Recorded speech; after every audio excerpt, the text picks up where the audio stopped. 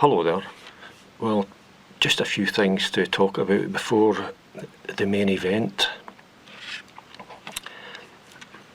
My video stats seem to be experiencing a second wave just now. It happens now and then, and I dare say it won't be that long before they drop back down to their mediocre stroke pitiful level again.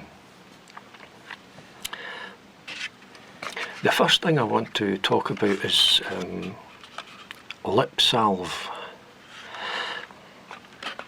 In particular, Boots lip-salve.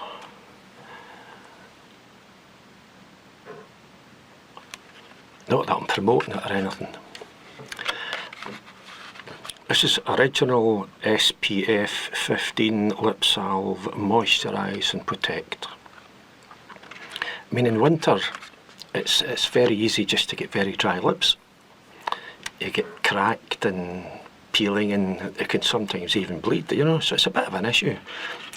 So it's good to maybe use something on your lips to stop that from happening. Anti-chapping, or whatever the phrase might be. But this is the best lip salve that I found. Some of the others just kind of put some sort of layer on top of your lips. It doesn't soak in.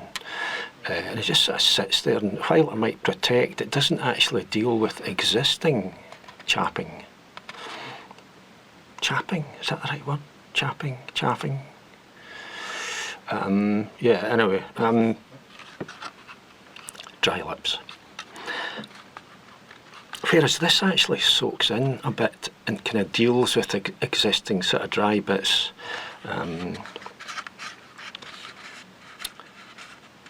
Although having said that, what it seems to do is, in soaking in, it kind of makes the upper kind of dead layer of skin on your lips sort of soft.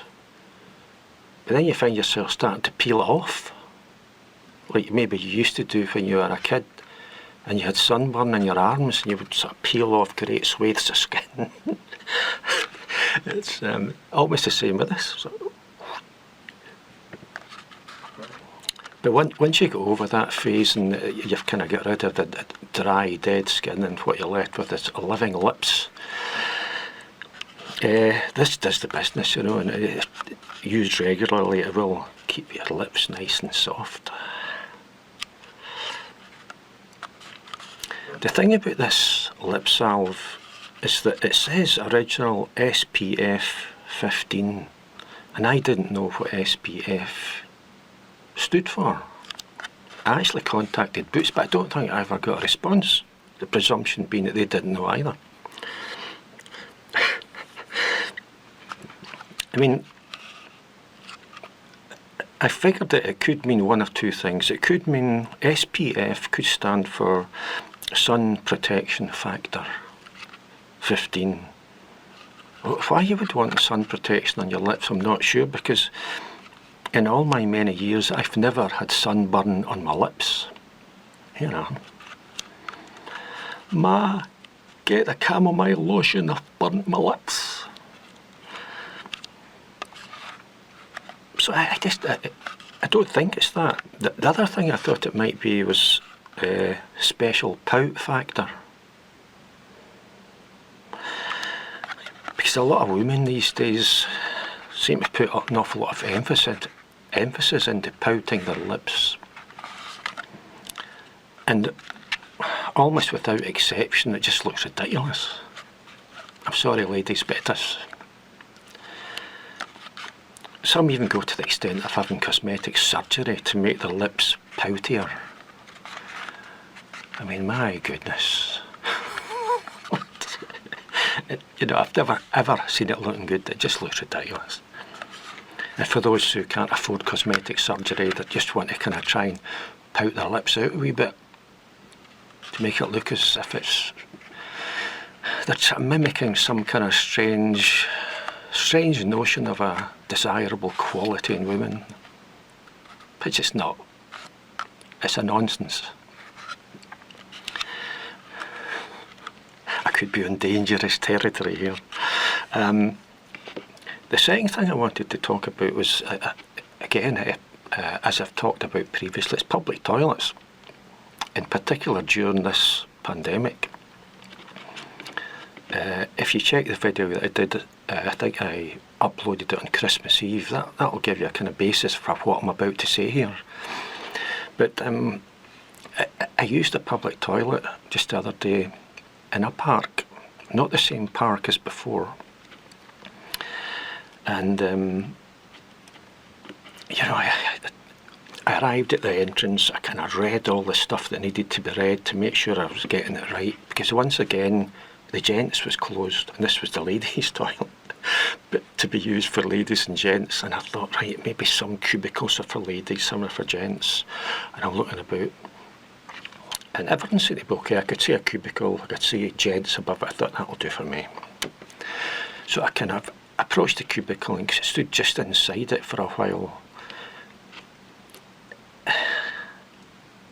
And you know, it was a very cold day. I was wearing two hats, a kind of peaked cap and a beanie hat to keep me warm. I had gloves, I had my mask and my glasses. My glasses had to be off or else they get steamed up. I can't see a thing.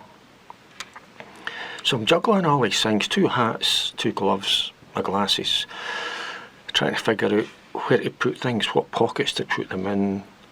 There was a bit of a shelf, but it had a kind of sloping bit on it. I tried to put my glasses down on it, thought, no, it's not working, they're going to fall off. And while I'm trying to figure this out, I'm also trying to figure out how to close the door, because it was one of these cubicles, that very small cubicle. You go in and you think, okay, I'm in. How do I close the door? Because I was in the way. You end up having to do this strange sort of contorted manoeuvre where you're sort of partially around the side of the toilet bowl to try and get the door closed. And while I was standing there trying to kind of figure out the logistics of all this and how on earth I was going to manage to close the door and get everything out of the road so that I could have a pee, a guy passed by and said to me, "Make sure and close the door, mate, there's children around."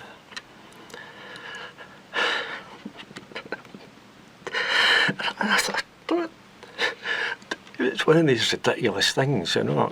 I'm thinking, what? Of course I'm going to close the door. I'm just trying to figure out how to do it. And it was as ridiculous as... It was almost as ridiculous as if you were in a supermarket, for talking's sake, in the bread aisle, looking at the bread, trying to figure out which loaf to buy, and somebody would pass by and say, "You know that's bread, don't you?" That's just how ridiculous the whole thing was. And I turned around to look at him, and I suddenly realised it was the same guy that I'd had a run-in with before. When I say this was a person who was in charge of the toilets, you know, it wasn't just some random guy. He was looking after the toilets, employed by the council to do so. But I recognised him as the same chap that I'd shouted and bawled at in a quite disgraceful manner on Christmas Eve in another toilet. They must move them about toilets. So eventually I managed to get the door closed and what have you. And when I left, I apologised to him about my previous behaviour, which was the right thing to do. Disgraceful, the way I behaved on that previous occasion. So all's well that ends well. So after that kind of preamble, given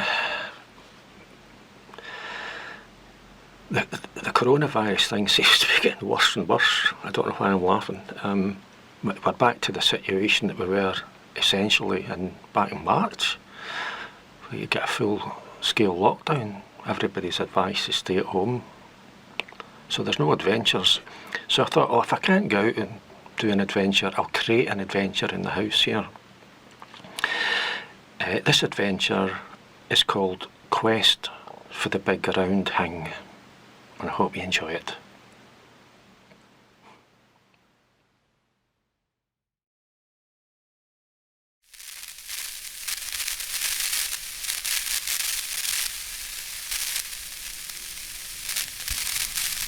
We're interrupting this broadcast with a newsflash.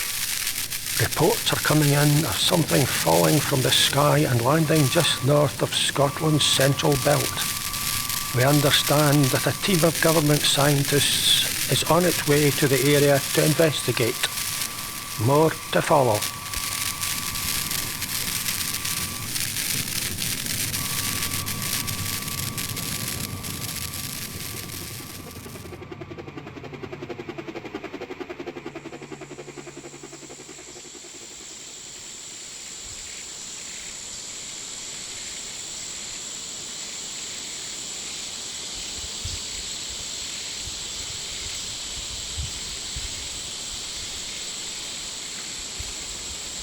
Do you think we're getting close?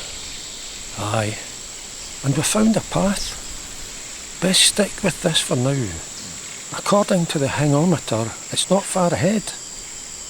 Did you bring the pies? Pies? Pies? We've got a national emergency here. Something's fallen out of the sky and you're asking about pies? Chicken curry? Aye. Good. We'll follow this path. Keep your eyes peeled.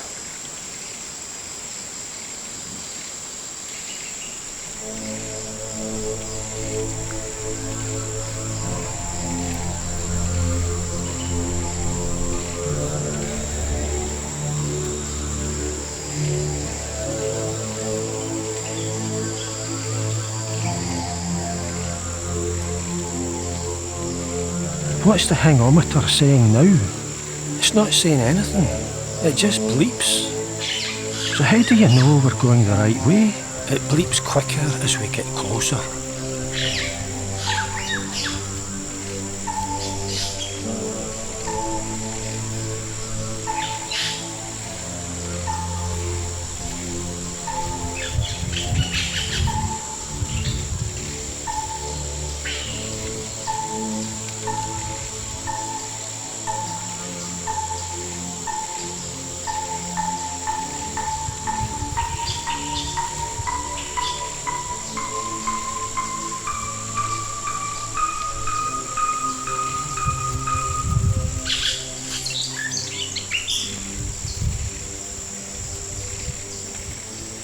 It's there.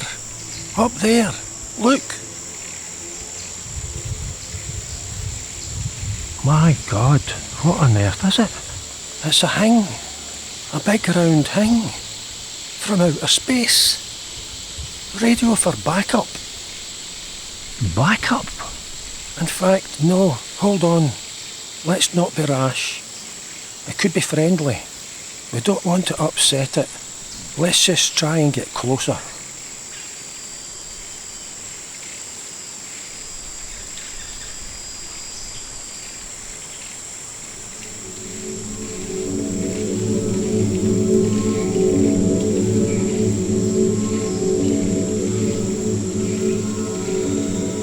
Something's moving. Something's coming out of it. Oh my God. I bring peas. What did it say? It's brought peas. Could be delivery from the greengrocer. Did you order peas? What? What are you talking about? Of course I didn't order peas. Try giving it a pie. But we've only got 2. For goodness sake, just give it a pie. Do you want a pie? I bring peace. Your chicken curry. Peace. I bring peace. Maybe it's not saying peas. Maybe it just needs the toilet. It's okay to pee in the bushes. I bring... Oh, just forget it.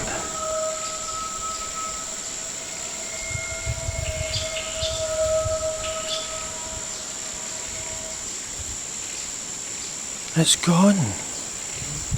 Aye. Taking its peas with it. Aye. Fancy a walk? Aye. Dig out those pies. It's a long old road.